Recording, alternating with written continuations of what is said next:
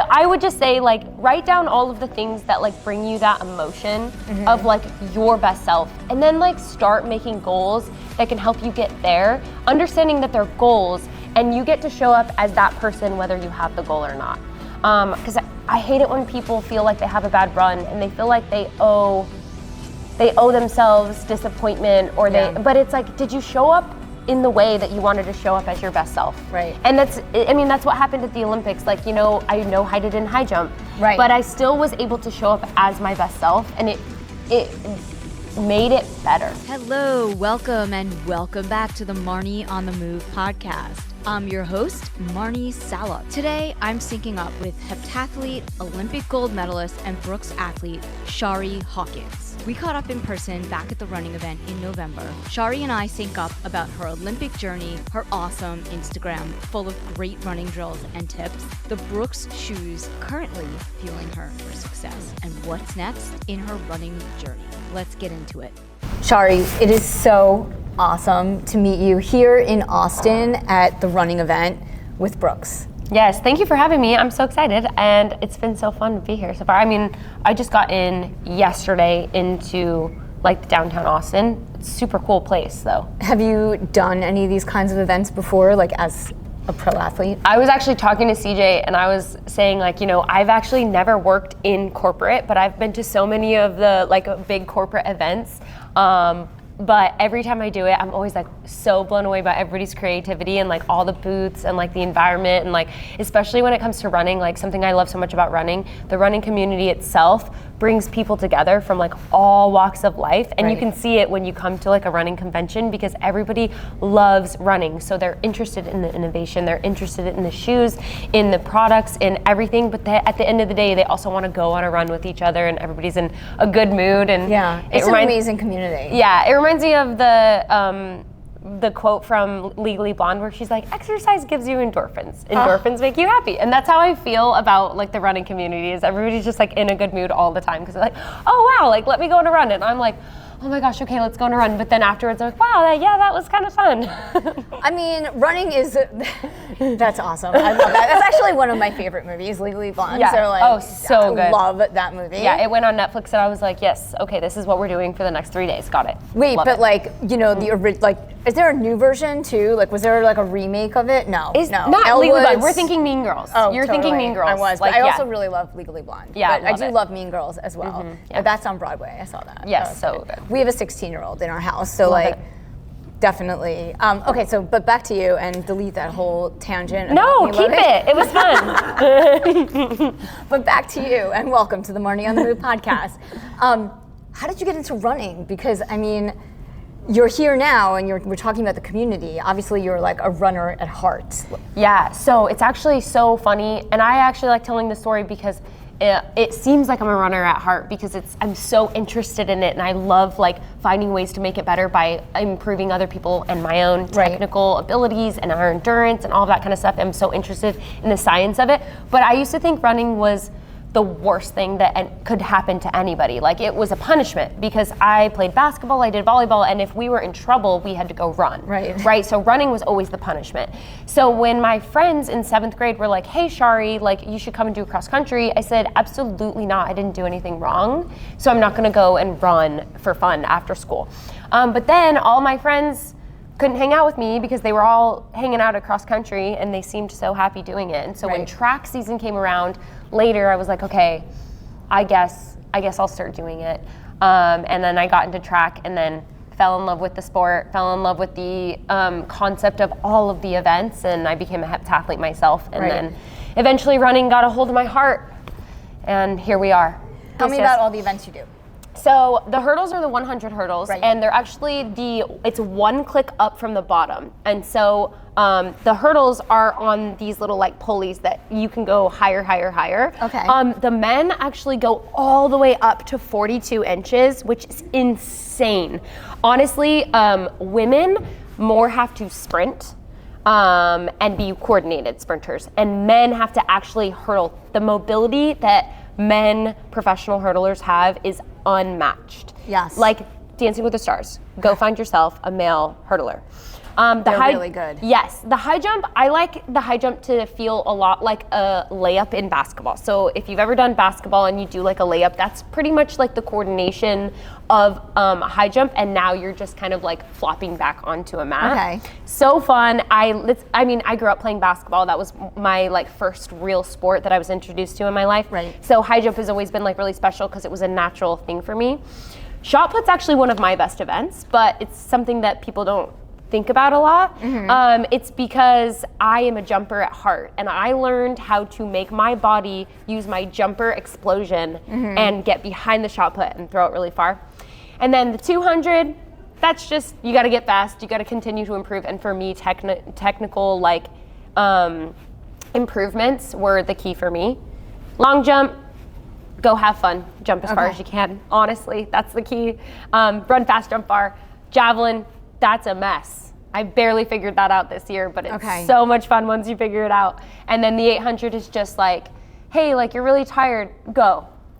So those are my events. Yeah, no, you know, I have like so many questions are coming to me like as you're speaking, because you have such obviously like, you know, you're just back from the Paris Olympics, and you know, that was a whole journey, like getting on that team and getting to that place in your life. But before we even dive into that, you have such amazing form, and like just from watching all of your Instagram videos, all your tips and advice, like as someone who's just like an everyday runner, there's so much value in some of the like high knee stuff you do, some of the exercises and drills that you do. I mean, that's your normal, right? As a professional Olympic runner, athlete, but like it's not normal for everyone else. But so thank you so much for sharing those things, because they're really helpful. Of course. Honestly, like for me specifically, I just realized, you know, I'm a professional athlete. I've been doing this for 20 years, and I still learn new things. You've been doing this for 20 years? Yes, I've been doing this. So you started when you were like Yes, 2? Since 7th grade when I started. Yes, I'm so young. I'm barely a teenager. It's crazy. But I'm teasing, like obviously. No, But so I've been doing this for 20 years, and I'm still learning. Like I still learn aha moments that are like, wait, how did I not? And I get mad at my coaches. I'm like, how are you just teaching me this now? Like, how dare you? You know what I mean? And they're like, I didn't know you didn't know that. And that's the truth, is we don't even know what we don't know. Running is such a natural thing for all of us. Like it feels like we can all just do it, that we don't realize that we might be creating bad habits, because every day we're sitting down at a desk and we're training our body to do different things than we used to be doing. So we have to retrain those muscles to activate properly and to be able to move and to be strong. And drills help that so much. I didn't even realize that, and then when I did, I was like, more people need to be doing this, more people need to be learning this. And I think for me, I do drills every day and it's part of my everyday, but I am blown away by people who have never done drills, who have let me know how much it's improved. And in my mind, I'm like, really? Because I do them all the time. So for me, it seems so like, like, I don't know if it helps me that much, but I don't realize that if you really don't do them and then you do them, how much it really helps. So I've seen like you know, there are drills that we learn as runners and athletes, but some of the drills that you've demonstrated on your Instagram take it to like a whole other level. Like they're just like, I guess they're probably like insider trading, right? Like inside information as a professional athlete that you do. So I like highly recommend anyone who's a runner to like check out your Instagram for that. Right. Well, and you do yoga like very heavily. Like, is there are things that feel like, oh, like it feels so elementary to me. Yeah. But like if you were to teach me things and you were to be like, you have to brace your core. True you pose. have to. Yes, exactly. There are things that it feels like for me, I'm kind of like, oh, okay. But then I do it. I'm probably going to be like blown away in 6 weeks of doing this work. And it's just like, holy smokes. Yeah, like, it's amazing. It's amazing. Like actually, like yoga has like saved my athletic life as just someone who's like a recreational runner, triathlete. Say more. So I've been practicing yoga for like 20 years. And when I started getting into endurance sports, running, triathlon, I had no idea how much value it brought to me to be able to be so flexible, but also strong. And also like a lot of the balancing poses help your feet. Like tree pose or like standing splits. I don't know, that's just like obviously I'm not a coach, but you know. No, but like truly, like you think it's about game changing. You think about it, like I have never done yoga in a space of like such consistency. Yeah. And I'm gonna, like, this is just the way my brain works. I'm gonna do a 6-week challenge for myself to do yoga at least 5 times a week. Yeah. I've just decided that just now in real time, but like truly, I'm honestly like, I'm like so excited to see what it does for me, because in the same way that people say that my drills help, like how you say like your drills help me so much with running, it's like I'm so excited to see like what yoga is going to do for my running, for my athleticism, for my hips, for my core, for your everything, hip flexors, your abductors, your adductors. It's going to be a game changer. I'm so excited. How did you when did you decide that you wanted to go to the Olympics, when that was like your path as an athlete? I'll be honest, so when I was 12 years old, I remember my mom was like, she was just like looking, like, I think she was just like, look how pretty like your skin is. She's like, I just want, like, don't put any tattoos on your skin, you know? A typical mom, like it's a typical like, no, don't do it. And I looked her dead in the eye and I was like, if I go to the Olympics, there will be a tattoo on my skin. And she said, Chari, if you go to the Olympics, I will buy your tattoo for you. And that is actually coming. That's because hysterical. I reminded her and she's on board. So me and my mom are gonna go, she's not gonna get one. I tried to get her to get one. And she's so funny. She's like, yeah, I'll just get it like right here. She's like, I'll just get like the Olympic rings right here. But she's so funny. Where are you getting your tattoo? I'm actually gonna get it right here on, I want to, that it could be changed. I'm somebody who changes my mind like every that's why I did the heptathlon, because I can't decide. You can't pick a sport. That's why I'm a triathlete. I can't pick a sport. Yeah, it's like, listen, I can't do it. So I've changed the position. Yeah, I'll get Abe's thought process. He's gonna know. He's gonna know what to do. Where to get it? Because he's all tatted up. I just noticed that, by the way. It took me like a minute. Abe's gonna tell me all of the places. He's gonna be like, yes, so this is the place that you're gonna want to do. Okay, we'll talk about that later. Yeah, totally. But so what's the journey been like for you, and now being back? Do you know what's so interesting about like everything that we do is every single thing that we decide to do is if we just put an idea in our head and we keep putting one foot in front of the other. I remember having this epiphany when I was at a grocery store and there was no parking. And I had to park so far away. And I was just like, all right, like, I guess it is what it is. I lived in Santa Barbara, California. It was like the most beautiful place. I was like, there's worse places. From? That's not where I'm from. It's just where I was training when I first went pro. And I remember I was walking, and it had to have been at least like half a mile away. That's how far away I had to park. And I remember like having this epiphany of like, if I stop, I will not get closer to this grocery store. But if I keep putting just one foot in front of the other, and if I sprint, I'm gonna have to stop at some point. Right. But if I just keep trudging along, like I am gonna get there. And it doesn't have to be right now. But if I continue to put one foot in front of the other, and that's honestly how my Olympic journey has gone.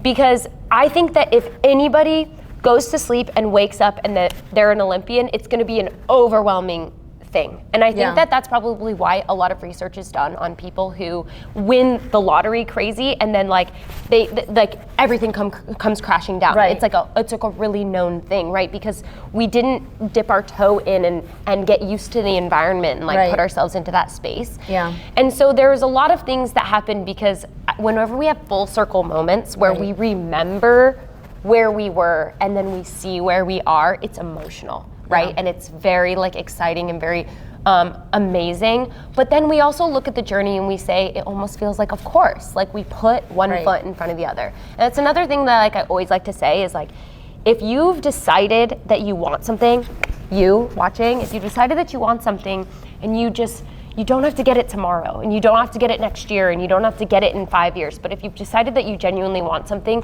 and you put it in your mind and you start taking action towards it, like you're gonna watch it come closer, one step at a time.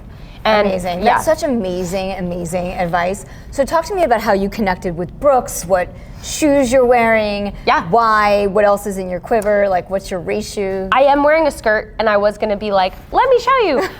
We'll do that a little bit differently. Maybe we'll like insert a photo or something. Okay. But I'm wearing the Glycerin Maxes right now. I love them.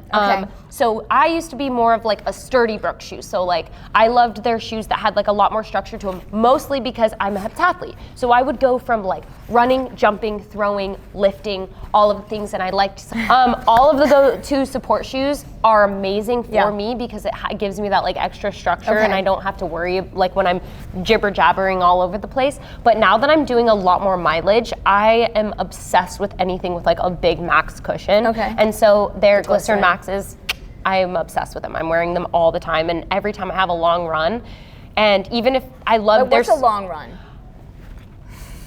Like no, a mile? Don't. That's between that's between me and the road. We'll say that. We prepped that. I just have to ask. We prepped that. We prepped that last time. That's between me and my brother. I have a lot of friends that are sprinters, and I know a long run is definitely like a long maybe run, a mile. Here's the thing, a long run eventually, like, so this next year, something I'm like really excited about is I'm gonna be basically like retraining my body and retraining my brain to do something that I have never done before, and that's run a marathon. Ooh. Something that you guys also need to know is I've actually been low-key trying to train for it, and the longest I run is 5 miles. Okay. And I almost threw up. 1 foot every time. And so the thing that's so fun about it all is that like I cannot wait to see what I'm capable of. Just like it, and it's the same thing as like you don't have to be born for this in order to do it. Like I was definitely not born to run for 26.2 miles. Like believe me, like it's just not the way that my body works. But being able to implement things that I learned, like yoga, and making sure that like I'm doing all of my physical therapy exercises that are gonna be so different. It's gonna be like really, really fun. So eventually a long run will be 26.2 miles. But right now, one run is a little less than that. Is there any like last final words you wanna say to the audience of runners, triathletes, aspiring fitness people? I would say like, ask yourself, what does it feel like to be your best self? And like, just take like 1 minute and just write down the emotions that come up to you. And then say like, how can I show up for myself today? Not to like get a goal, because I think that's the thing is like, I think the Olympics was a goal. And I think that something that I want to emphasize is it feels like a dream come true, but it wasn't like the only thing that I was meant for. Does that make sense? Yeah, 100%. Because at the end of the day, we made the Olympics and the Olympics is past. And I'll right now, nobody's talking. You should be hosting Good Morning America. Oh, 100%. Sorry. No. You should be. Like, not kidding. No, for real. I genuinely, like, what I would say is like, send me a thumbs up if you think so, and get her on GMA.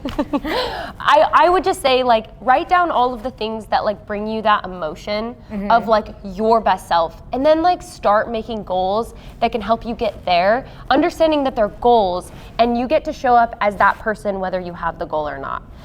Because I hate it when people feel like they have a bad run and they feel like they owe themselves disappointment, or but it's like, did you show up in the way that you wanted to show up as your best self? Right. And that's what happened at the Olympics. Like, you know, I I did in high jump, but I still was able to show up as my best self, and it made it better. One of the things I think that's the hardest thing maybe for someone who's an Olympic athlete is like, you know, it's your job and you spend your whole life like getting to that point and getting to that place, and then you get there and maybe it doesn't work or something goes wrong, and like, I feel like that would be such a challenge, such a tough challenge, but and maybe you get a gold medal and then you win, you know, but it's like, I feel like just getting there. But I know that as an Olympian, like, you know, it's not just about getting there, but at the same time, it's easier for me to say that because I'm not. But like, I feel like there's so much magic in the lesson once you recover from maybe not having the best moment to like finding what that best moment was. I don't know.